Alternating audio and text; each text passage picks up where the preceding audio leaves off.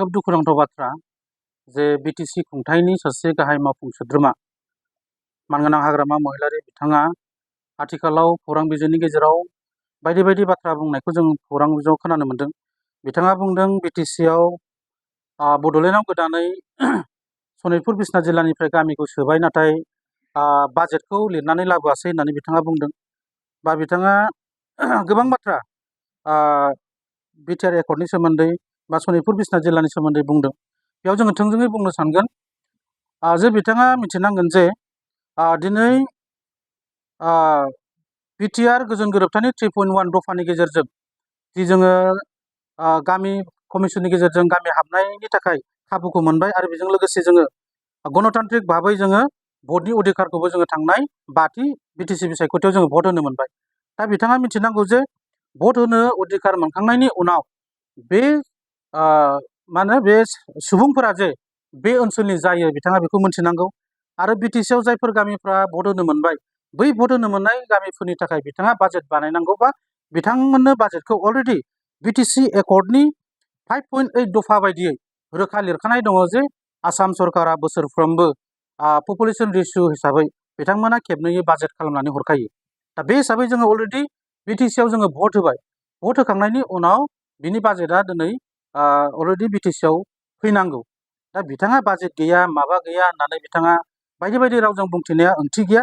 आरो जों गोख्रों रावजों सोंखारिनो नागिरदों बिथाङा जोंनि सनितपुर आरो बिसनाथ जिल्लाखौ लानानै जाहाथे राजखान्थियारि मुलाम्फानि थाखाय बाथ्रा बुङा।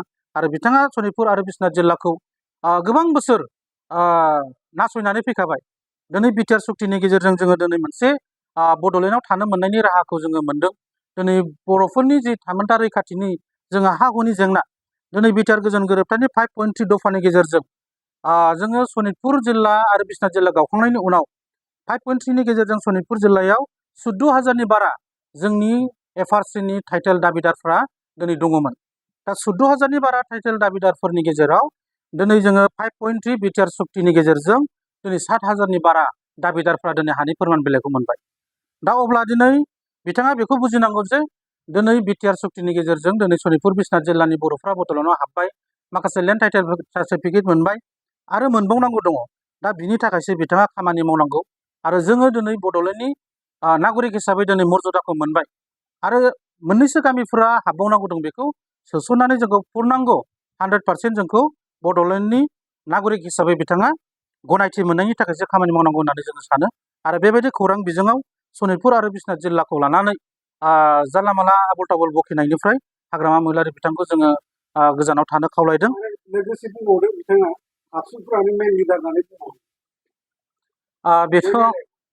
बेथ' जोबोद दुखुनांथाव बाथ्रा। दिनै एबसुआ माहारियारि आफाद, एबसुआ बर' हारिनि थांनाय थैनायखौ लानानै दिनै सानाव 24 घन्टा हाबा मावगासिनो दङ। आरो एबसुआ दिनै बर' हारिनि थाखाय खामानि मावनायनि थाखायनो दिनै बर' हारियाव एसेब्लाबो दिनै बर'आव सांग्रांथिया फैदों। आरो दिनै पलिटिकेलि रांखान्थियारि राजखान्थियारि मोनफ्रोमबो बिथिङाव जौगासारनाया दिनै दुलाराय बर' फरायसा आफादनि गोख्रों खामानि मावनायनि थाखायनो दिनै सांग्रांथि फैदों होननानै जों सानो। दा बे समाव दुलाराय बर' फरायसा आफादखौ बिथाङा गिदिर गिदिर थिखादारनि बाथ्रा बुंदों आरो लिडारफोरनि बाथ्रा बुंदों। बेयो नंखाय बाथ्रा। आरो बिथाङा बेबायदि दुलाराय बर' फरायसा आफादखौ ब्लेम होनानै गाव जुदि माबा मोनसे पलिटिकेलि मुलाम्फा जादोंब्ला बे बिथांनि खोथा। खिन्थु बिथाङा सासे बिटिसिनि गाहाय मावफुं सोद्रोमा जानानै एस ए हल बर' हारिनि मोनफ्रोमबो हारि हारिसा आफादफोरखौ लानानै बर'फोरनि जौगानायनि फारसे खामानि मावनायासो बिथांनि गुबै खोथा जानांगौ। बिदि बिथाङा सोरबा आफादखौ सोंखारिनानै गावनि पलिटिकेलि मुलाम्फानि थाखायल' बाथ्रा बुङोब्ला बेयो हारिनि थाखाय खहा जागोन होननानै जों सानो। बे इलेक्सन दायफोर गामिनिफ्राय दासिमबो खालाम।